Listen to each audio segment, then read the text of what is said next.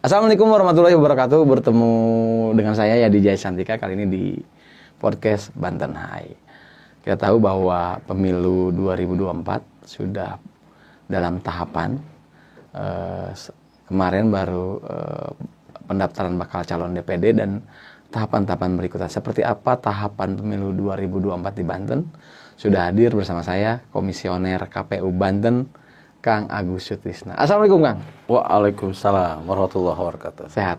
Alhamdulillah sehat. Seger ya walaupun sibuk ya? Harus. Lagi tahun baru kan? Oh, tahun baru ya? Walaupun kemarin mungkin begadang, mungkin pendaftaran. Bukan pendaftaran, penyerahan dukungan. Oh, penyerahan dukungan. Pendaftaran belum. Belum ya? Pendaftaran nanti kan bareng dengan daftar caleg dari partai. Jadi baru tahapannya seperti apa sih sebetulnya? Kalau DPR itu tahapannya kan pertama mereka bikin akun.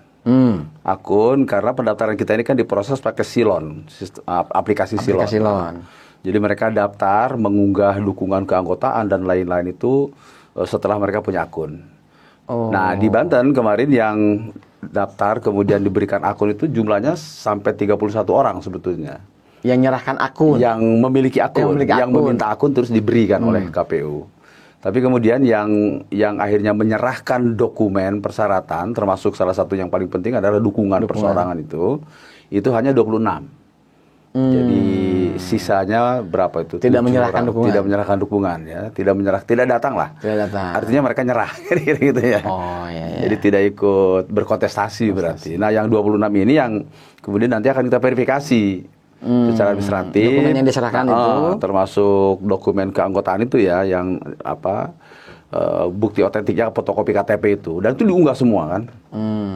Nanti kalau ada kekurangan mereka harus perbaiki. Nah, soal dukungan tuh minimal berapa? Di Banten 3.000. 3.000 dukungan. Makanya kemarin ya ada yang hampir pas-pasan, misalnya ada yang cuma 3.100 itu kan.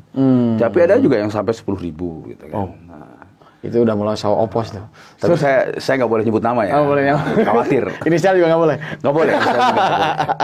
Nah, kan setelah ini verifikasi administrasi. Sekarang sedang berproses nih, verifikasi administrasi, kita periksa dokumen persyaratan termasuk keanggotaan itu. Tapi masih administrasi. Jadi kalau ada kekurangan, misalnya setelah dicek, yang diserahkan misalnya 3.400, setelah dicek ternyata yang memenuhi syarat hanya 2.800. Maka kekurangannya harus ditambahkan, diperbaiki lagi. Ada timeline-nya ada, cuma saya lupa ya waktu-waktunya itu. Nah, sekarang tahapan itu sudah sedang berjalan apa saja ini sekarang nih, Kang? Kalau tahapan keseluruhan sudah banyak, ya, karena tahapan pemilu ini sendiri kan dimulai di 14 Juni tahun kemarin kan, 2022. Nah, setelah itu ya secara internal KPU tentu melakukan konsolidasi, ya di seluruh satker lah sampai ke KPU kabupaten kota. Lalu tahapan berikutnya pimpinan kita tentu mempersiapkan berbagai macam PKPU ya. Sebagai payung regulasinya, maka terbitlah beberapa PKPU. Oh, sudah ada beberapa PKPU. Sudah ada beberapa PKPU. Soal apa aja tuh PKPU? Ya, pertama PKPU yang pertama itu PKPU 3 soal tahapan dan jadwal ya. Kemudian PKPU 4 itu mengenai pendaftaran, verifikasi dan penetapan partai politik peserta pemilu. Oh, yang kemarin. Yang kemarin sudah ditetapkan kan pada tanggal 14 Desember. Apa 14 Desember ya? 14 Desember kalau tidak salah ya. Lalu setelah itu kemudian juga terbit lagi PKPU mengenai pemutahiran data pemilih. Lalu PKPU mengenai sosialisasi dan pendidikan pemilih ya, partisipasi masyarakat. Ada beberapa PKPU yang sudah terbit. Nah, kalau tadi lihat soal partai itu, Kang, sudah ditetapkan. Ini jumlahnya kalau tidak salah ada berapa kemarin tuh? Partai nasionalnya pertama 17 ya. Karena ada Partai Umat yang waktu itu belum lolos gitu kan. Kemudian mereka mengajukan sengketa ya, gugatan sengketa di Bawaslu. Akhirnya diputuskan oleh Bawaslu, Partai Umat diberikan kesempatan untuk dilakukan verifikasi ulang ya, dengan ketentuan mereka harus memenuhi sejumlah kekurangan keanggotaan di 2 provinsi kalau nggak salah ya, di Sulut dengan di NTT. Lalu dilakukan verifikasi ulang dan kemarin ya, kalau tidak salah 2 hari yang lalu ya, itu diputuskan pemenuhi syarat sehingga Partai Umat lolos dan masuk menjadi partai ke-24 secara nasional. Karena itu nomornya dia nomor 24. 24. Meskipun Partai Nasional terakhir itu nomor 17. 17, iya. Kenapa? Karena nomor 18 ke 23 Ya, itu Aceh, Partai ya, Aceh, Aceh. partai lokal. Nah, Kang, sebelum ke tahapan berikutnya, ini partai kan banyak yang baru ya. Ya. Artinya bahwa KPU harus kembali mensosialisasikan peserta pemilu. Nah, bagaimana itu dilakukan lagi untuk mensosialisasikan? Memang beberapa masih yang lama ya, tapi ya banyak yang baru. Nah, seperti apa sosialisasi yang akan dilakukan KPU tuh, Kang? Ya, yang pertama kewajiban sosialisasi kita tentu tidak memilah-milah ya. Baik partai lama, partai parlemen, partai lama yang non parlemen maupun partai yang betul-betul baru, tentu harus kita berikan ruang yang setara. Jadi kita sosialisasikan semua. Dan kita tahu kan ketentuan kemarin Perpu yang mengenai ini ya.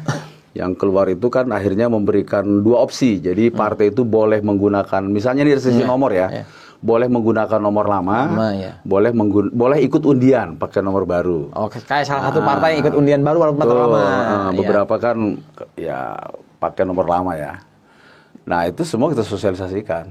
Dan Kang, walaupun ini bicara serentak, gaungnya ramai begitu ya, tapi banyak loh masyarakat yang belum tahu pemilu 2024. Karena apalagi ini agendanya ada pilkada lah gitu. Kita bicara pemilu aja.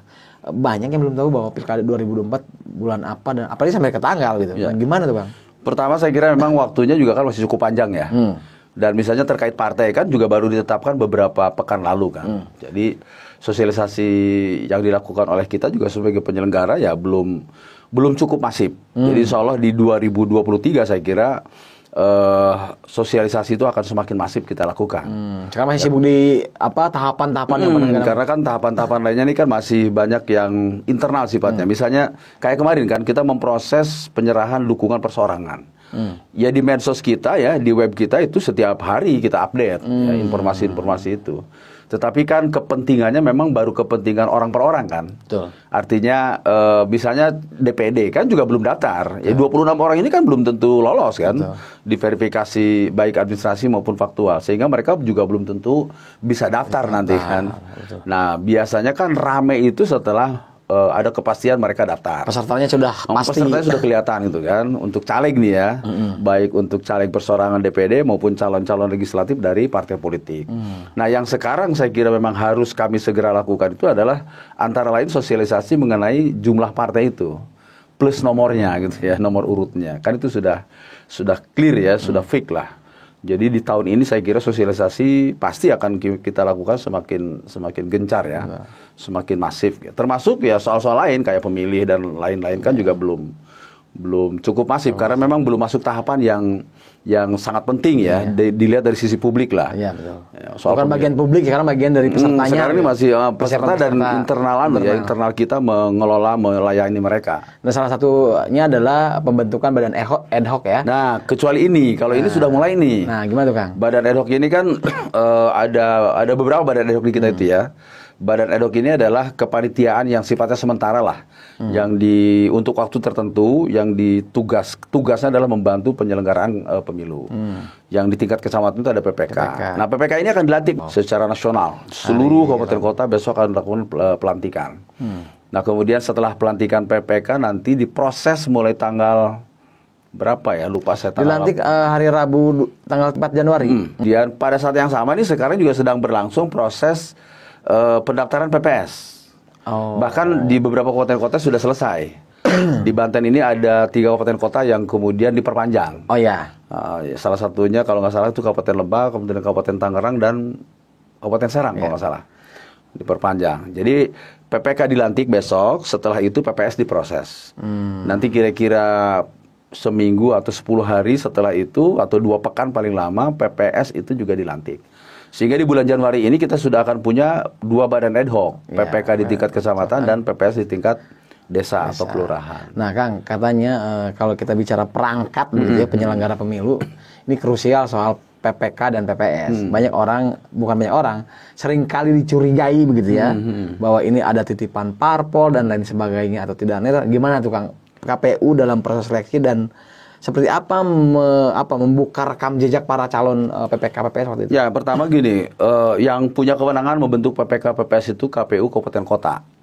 Itu pertama ya. Yang kedua sudah barang pastilah kami sebagai koordinator di provinsi, kami pastikan ya, seluruh proses yang dilakukan oleh teman-teman KPU Kabupaten Kota itu tegak lurus lah dengan aturan yang kita punya. Ya, jadi bahwa kemudian muncul atau ada isu gitu ya, ada rumor katakanlah begitu, ada informasi titip menitip dan lain-lain, kami menganggap itu sebagai dinamika ya, dinamika dalam pengertian kalaupun itu terjadi tentu kita tidak membenarkan gitu kan ya. Dan bagian juga kontrol masyarakat. Betul. Dan ya maksud saya dinamika itu ya memang karena masyarakat juga diberi ruang untuk berpartisipasi. Salah satunya bukan cuma ikut daftar PPK PPS tapi juga ikut mengawasi. Oleh karena itu kalau ada hal-hal yang katakanlah melanggar aturan, bertentangan dengan regulasi, silahkan dilaporkan. Ruangnya dan ada ya? Ruangnya ada. Bahkan sudah beberapa diantaranya sudah kita tindak lanjuti. Misalnya di salah satu kabupaten, seingat saya itu ada yang terpilih dia mantan narapidana misalnya. Kan tidak memenuhi syarat.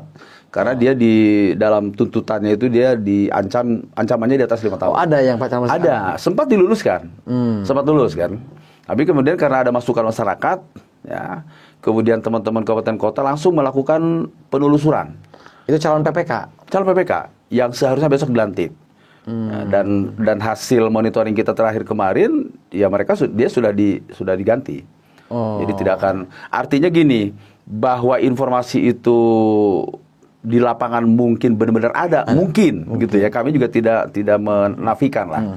Sangat mungkin ada karena orang kan saling berburu kepentingan dan lain-lain. Meskipun sekali lagi tentu kami tidak membenarkan kalau hal itu terjadi. Tapi ketika itu terjadi misalnya gitu ya, karena ini dititip orang padahal dia punya kasus sempat lolos, ketika masyarakat melaporkan dan kita telusuri terbukti, langsung kita tindak lanjuti. Langsung kita ganti gitu kan ya.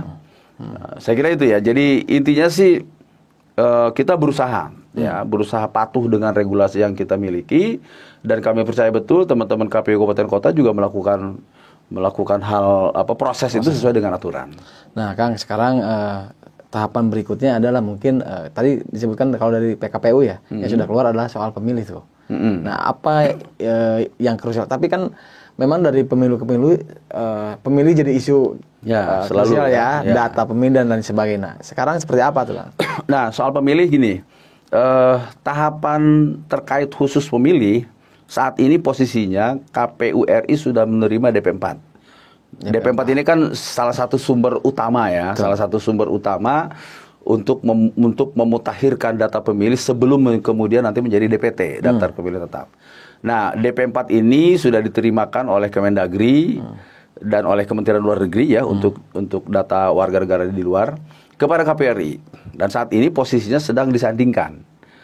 Nah, jadi DP4 itu sekarang sedang disandingkan oleh KPRI. Disandingkan dengan apa? Disandingkan dengan daftar pemilih tetap pemilihan terakhir. Pemilih sebelumnya yang sudah kita mutakhirkan secara berkelanjutan. Nah, kemarin kan sering tuh ya kita melakukan kegiatan itu hampir setiap bulan teman-teman KPU Kabupaten Kota itu kan melakukan itu. Walaupun nggak ada kegiatan pemilu, PKPU di situ. Jadi meskipun tidak ada tahapan pemutahiran data pemilih tetap berlanjut. Nah, kita sebut nggak benar tuh ya KPU nganggur nggak ada pilkada. Nggak ada. itu karena masyarakat belum tahu utuh.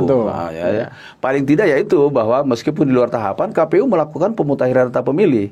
Makanya kita sebutnya PDPB, pemutahiran data pemilih berkelanjutan. Itu setiap bulan diupdate, yang seperti dulu pernah kita diskusikan kan gitu.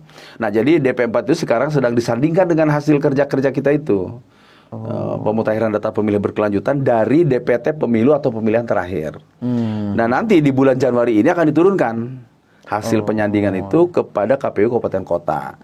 Lalu kemudian setelah itu Kabupaten Kota melakukan pencermatan lagi, ya, pemetaan sampai ke basis TPS. Pilkadanya berjenjang ya. Jadi nanti kira-kira di akhir Januari kita sudah punya bahan untuk dicoklit.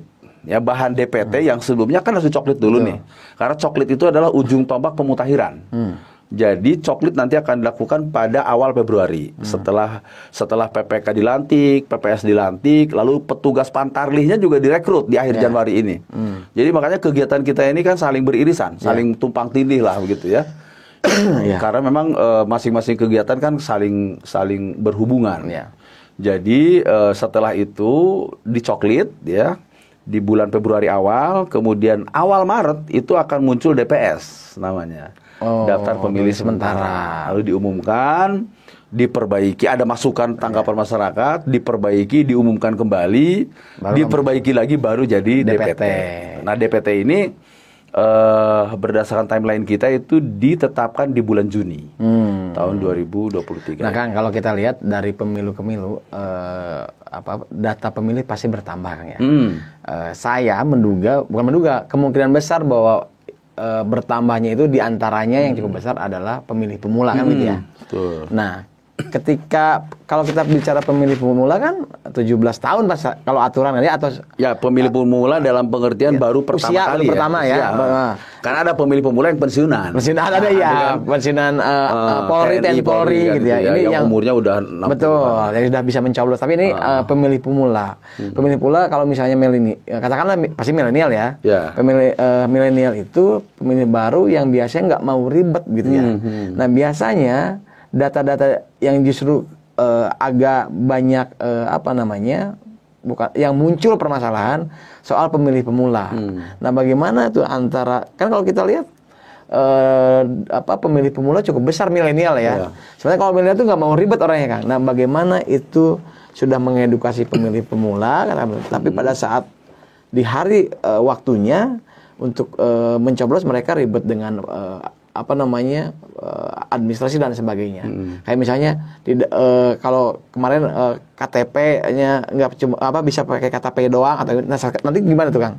Regulasinya secara prinsip tidak ada perubahan. Artinya begini, pertama gini, orang yang boleh masuk dalam DPT artinya dia sudah dinyatakan memenuhi syarat normatif sebagai pemilih. Pertama 17 tahun. Ya, yang kedua atau sudah kawin, atau sudah pernah kawin.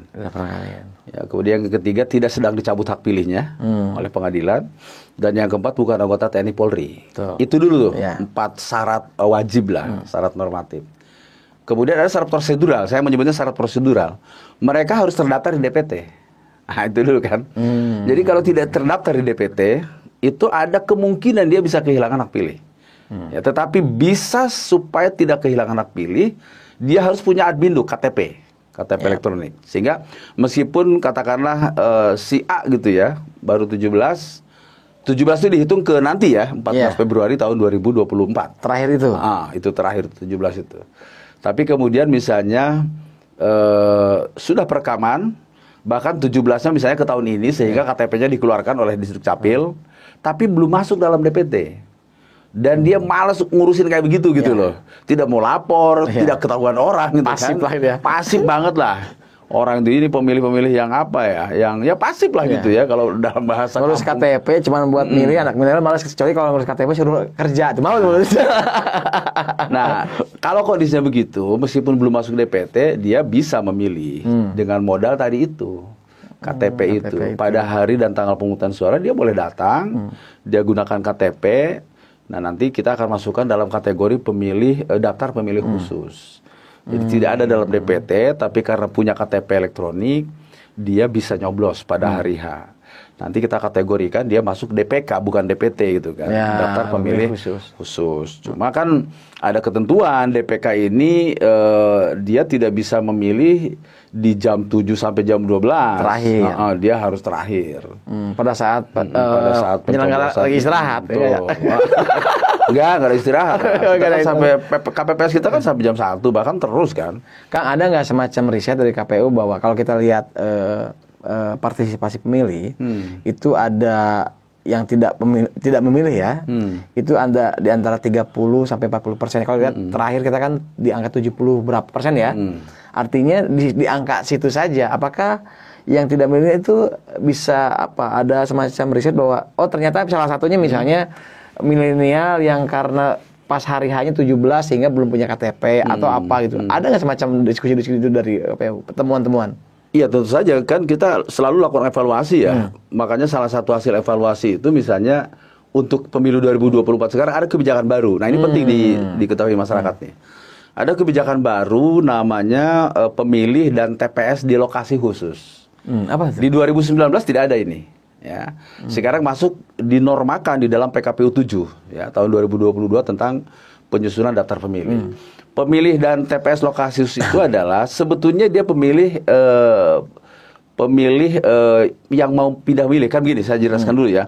Pertama, nanti KPU akan menetapkan DPT. Setelah DPT ditetapkan dulu nih, ya, ada sejumlah orang yang pada hari dan tanggal pemungutan suara dia tidak bisa nyoblos di TPS-nya. Dia harus nyoblos di tempat lain. Mungkin karena itu bekerja, mungkin wartawan misalnya kan harus meliput, atau orang yang sedang dalam perawatan di rumah sakit, di panti-panti ya, panti jompo, panti ODGJ dan lain-lain lah. Kemudian orang yang sedang menjadi warga binaan di rutan. Nah kan mereka tidak mungkin kan dikeluarkan kan, suruh balik ya kabur nanti kan. Nah mereka itu nanti akan masuk kategori pindah memilih. Nah, kategori pindah memilih ini nanti akan masuk dalam dokumen kita namanya Daftar Pemilih Tambahan, DPTB. Nah, kebijakan baru sekarang, para pemilih DPTB ini, dia bisa menjadi DPT tetapi harus terkonsentrasi di lokasi-lokasi khusus. Nah, lokasi khusus itu misalnya rutan, kemudian daerah konflik, kemudian daerah kawasan relokasi bencana. Kemudian asrama-asrama mahasiswa, atau mungkin juga pesantren. Misalnya pesantren yang sangat besar begitu ya. Pada hari pemungutan suara tidak libur, tidak ada kebijakan dipulangkan santrinya. Padahal di sana sudah ada pemilih-pemilih pemula, guru-guru, karyawan begitu ya. Bisa yang melebihi angka 300 minimal. Ya. Yang angka 300 itu kan angka maksimal jumlah pemilih di tiap TPS. Itu di situ boleh didirikan TPS lokasi khusus. Sekarang ini. Kalau dulu kan mereka dilayani oleh TPS reguler, TPS terdekat. Berarti sekarang jumlah TPS belum bisa diprediksi dong? Belum. Kalau soal itu tidak terkait dengan kebijakan ini, karena kan DP4-nya kan belum turun. Belum turun ya. Nanti kalau DP4 sudah turun, kita cermati, kita petakan, baru akan ketahuan.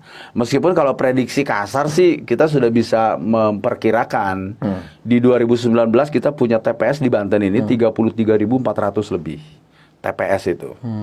Dan itu artinya petugas Pantarlih kita juga sejumlah itu nanti. Jadi luar biasa banyak. Nah, berdasarkan hitung-hitungan teman-teman kabupaten kota, setelah kita kumulasi ya se-Banten, itu diperkirakan ada kenaikan di angka 2.000-an lebih lah jumlah TPS itu. Sehingga di pemilu 2024 sangat mungkin jumlah TPS kita itu ada di angka 36.000-an lebih. Se-Banten ya? Se-Banten itu. Kira-kira begitu. Nah, Kang Agus, kalau kita lihat bahwa pemilu 2024 kabar gembira bahwa PPKM sudah cabut. Artinya tidak seperti sebelumnya. Pilkada 2020. Pilkada ya? Pilkada. Yang ribet banget di Pilkada 2020. Dan beberapa sahabat kita gugur lah begitu kalau ya. yang meninggal itu di 2019. Oh, itu yang running panjang itu ya. Kalau ini kan karena COVID.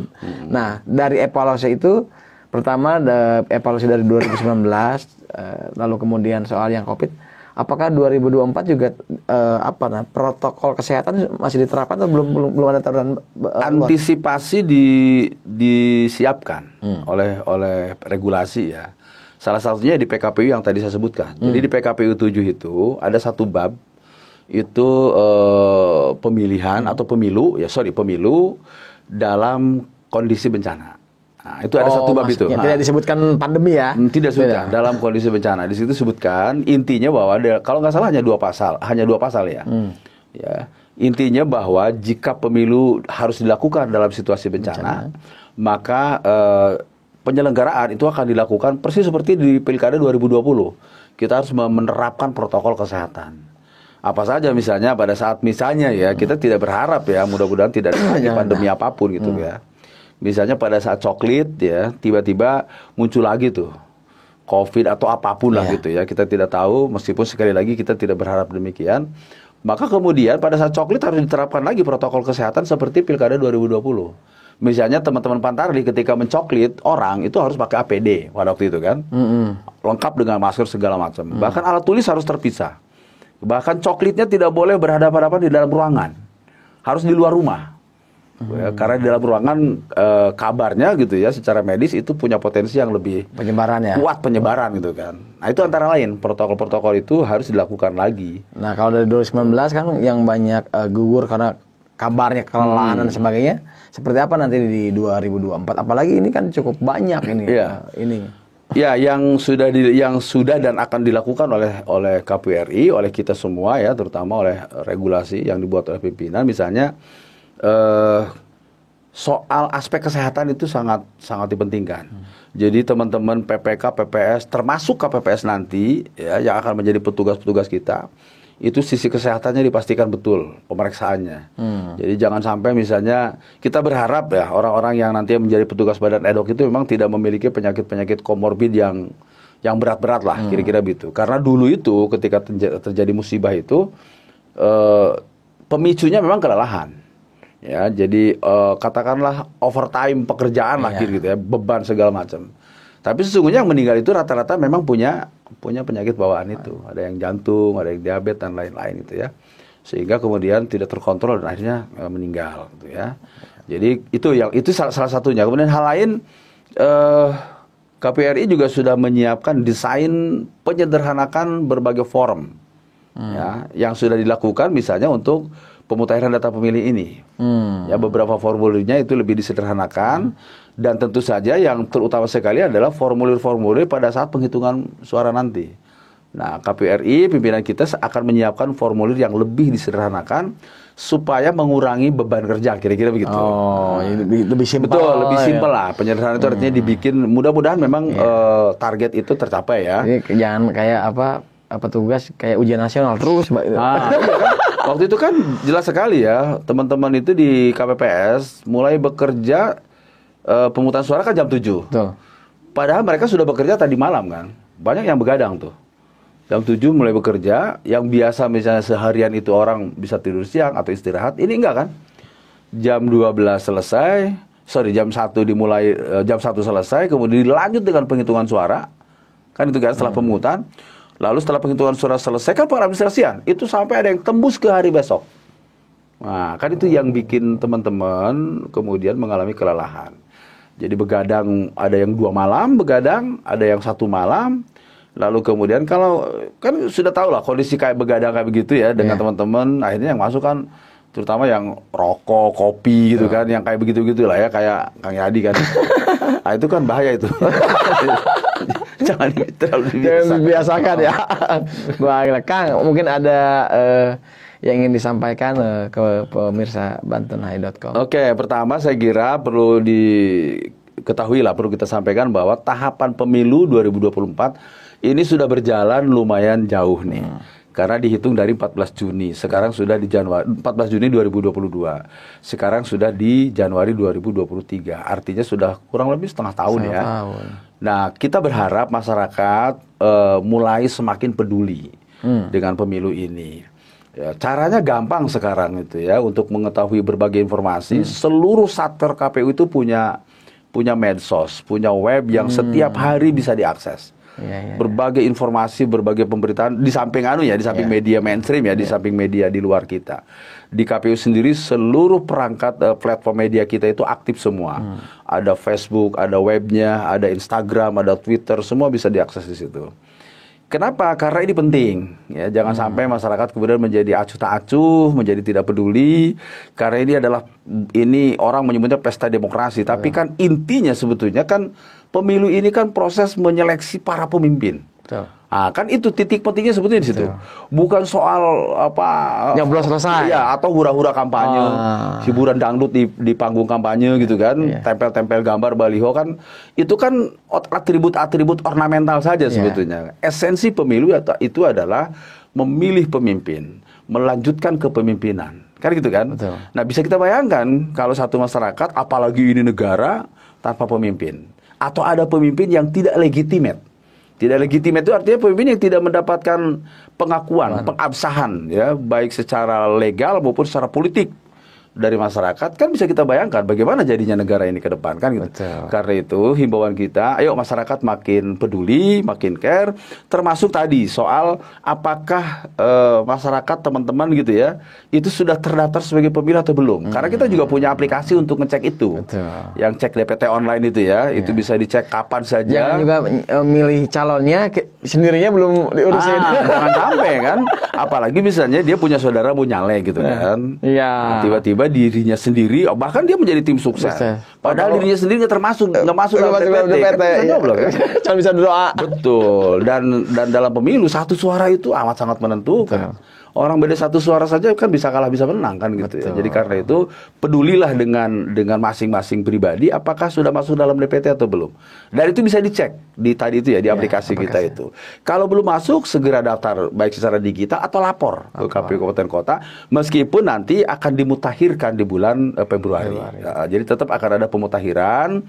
Ya, mudah-mudahan dengan cara begitu lalu kemudian masyarakat kan menjadi tahu, bukan sekedar tahu ya, tapi juga akhirnya kan tumbuh perasaan bahwa pemilu ini memang penting. Tumbuh kesadaran bahwa pemilu ini penting. Karena sekali lagi kan ada penjelasan para ahli itu yang saya lupa namanya, tapi dia mengatakan kebodohan yang paling fatal itu adalah kebodohan politik katanya. Nah, bodoh politik itu tadi itu tidak peduli dengan urusan politik. Padahal jangankan bikin ibu kota negara baru, bahkan urusan Anda bayar sekolah, urusan irigasi, urusan selokan pun itu urusannya urusan politik. Karena itu kan produk dari kebijakan-kebijakan politik. Bisa kita bayangkan kalau para pemimpin kita yang membuat berbagai kebijakan politik ini adalah orang-orang yang tidak kita sukai, orang-orang yang tidak bisa kita percaya. Kan bahaya itu. Karena itu gunakan kesempatan setiap orang, ya setiap warga negara yang sudah punya hak pilih untuk menentukan, untuk memastikan ini loh yang layak. Ini tidak layak. Karena itu ada juga yang mengatakan bahwa pemilu itu katanya sarana untuk mencegah orang-orang jahat jadi pemimpin, gitu kan? Kan itu kan filosofisnya kan luar biasa itu kan. Ya. Minimal yang kita pilih jangan sampai lebih bodoh dari kita gitu ya. Karena keberadaan pemimpin kan wajib ya, tidak bisa dihindari. Keberadaan pemimpin itu wajib, harus ada dalam setiap masyarakat. Tidak ada pemimpin, masyarakatnya akan menjadi chaos kan, akan anarkis kan. Dan itu 5 tahun umurnya. Dan itu 5 tahun. Kira-kira gitu. Saya kira itu aja tuh yang paling penting. Yuklah masyarakat makin peduli, termasuk soal tadi tuh pribadinya sendiri masuk nggak dalam DPT nanti. Jangan pada saat seminggu lagi mau pemungutan suara baru sibuk, baru ribut gitu kan. Oh nama saya belum masuk, oh saudara saya udah meninggal masih ada di sini. Karena itu partisipasi masyarakat menjadi kita harapkan ya penting untuk ikut terlibat, bukan hanya menjadi penyelenggara tapi juga itu mengawasi, memantau. Silakan juga melaporkan hal-hal yang dianggap ya atau menurut pengetahuannya tidak sesuai dengan undang-undang, laporkan. Ada Bawaslu ya, kalau terkait pelanggaran etik kami misalnya sebagai penyelenggara laporkan ke DKPP, kita terbuka kok. Ya selama ini kita terbuka.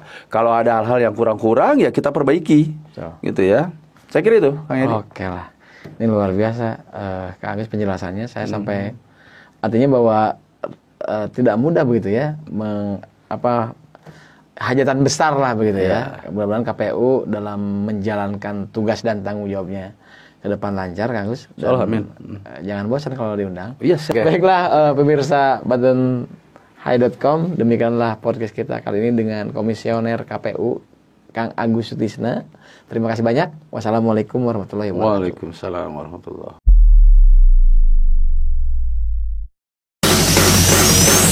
wabarakatuh.